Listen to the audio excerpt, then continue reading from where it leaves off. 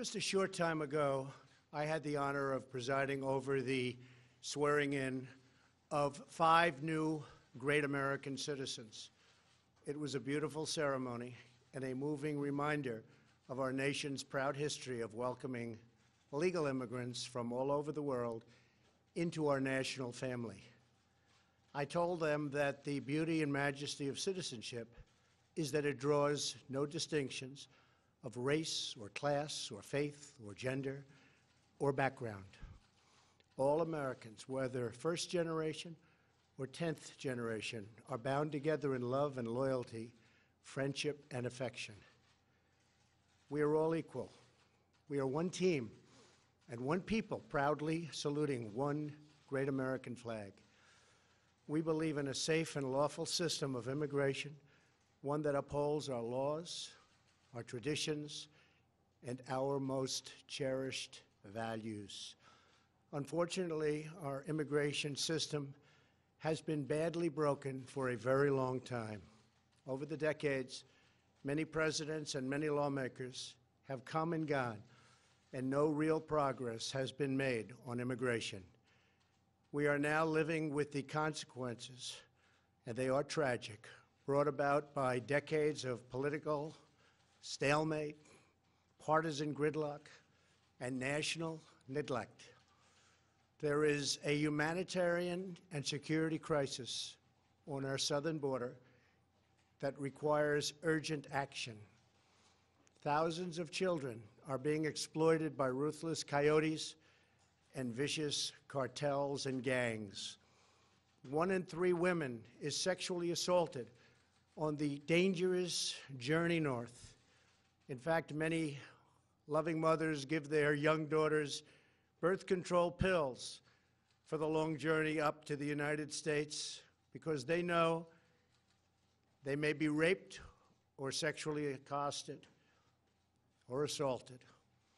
Nearly 50 migrants a day are being referred for urgent medical care.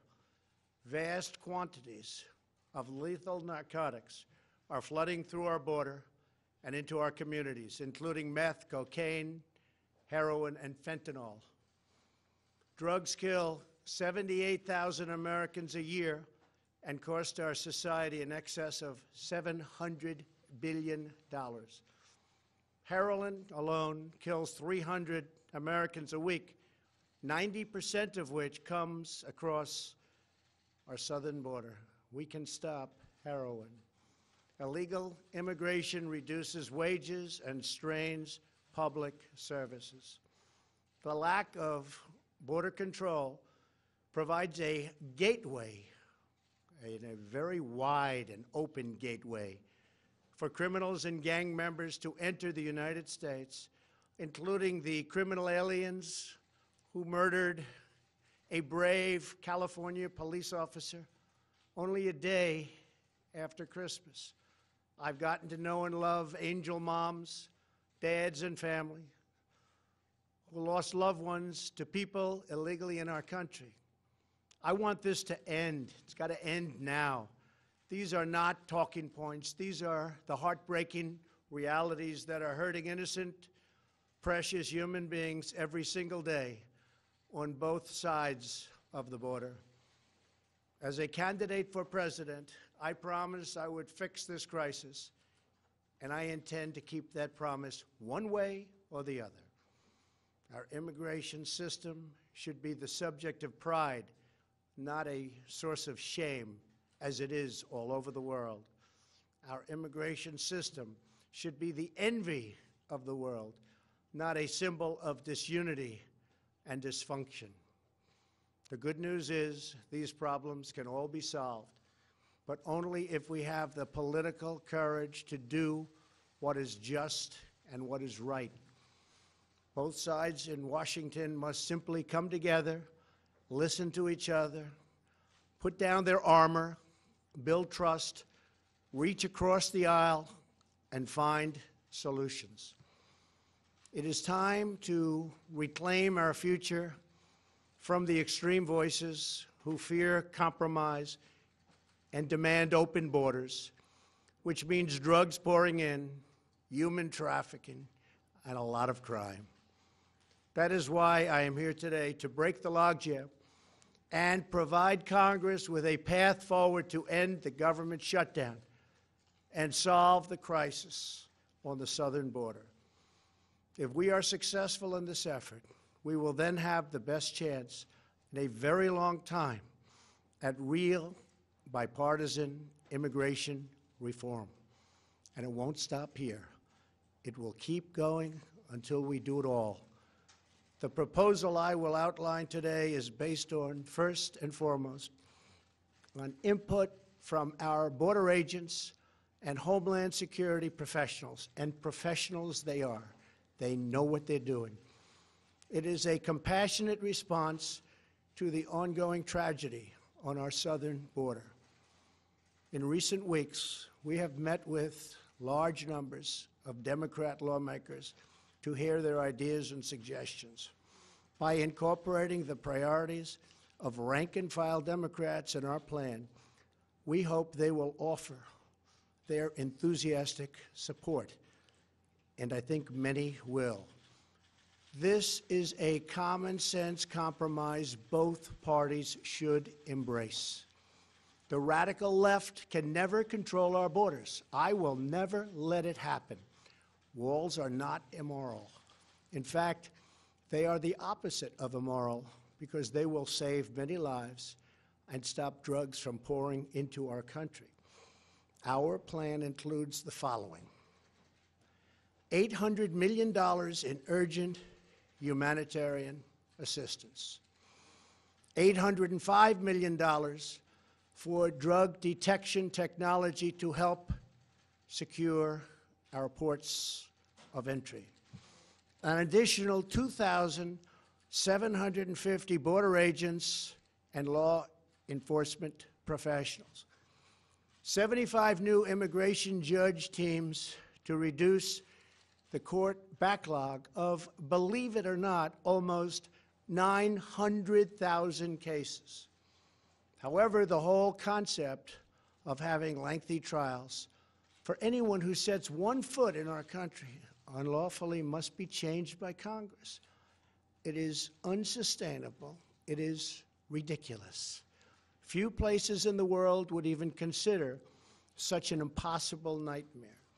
Our plan includes critical measures to protect migrant children from exploitation and abuse.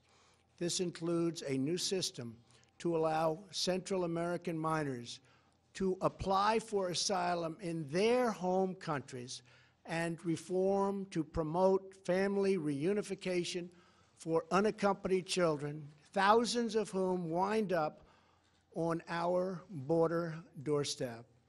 To physically secure our border, the plan includes $5.7 billion for a strategic deployment of physical barriers, or a wall.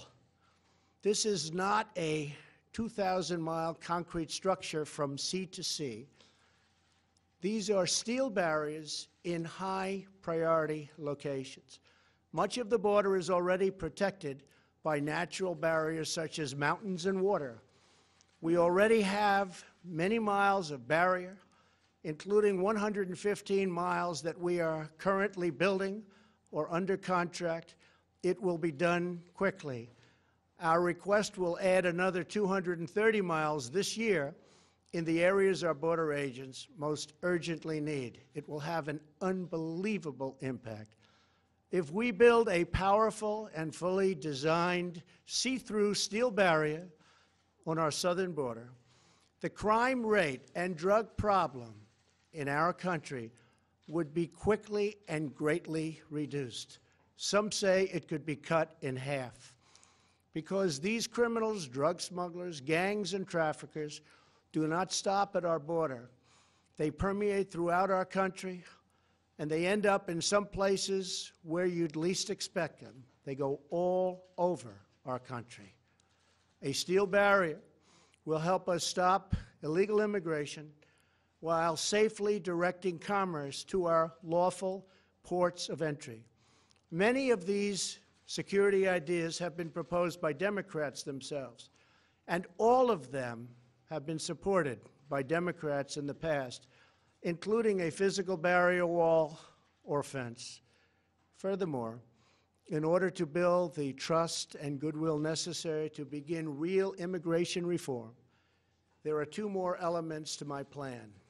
Number one is 3 years of legislative relief for 700,000 DACA recipients brought here unlawfully by their parents at a young age many years ago. This extension will give them access to work permits, Social Security numbers, and protection from deportation, most importantly.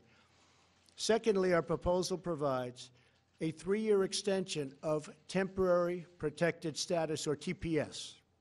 This means that 300,000 immigrants whose protected status is facing expiration will now have 3 more years of certainty so that Congress can work on a larger immigration deal, which everybody wants, Republicans and Democrats.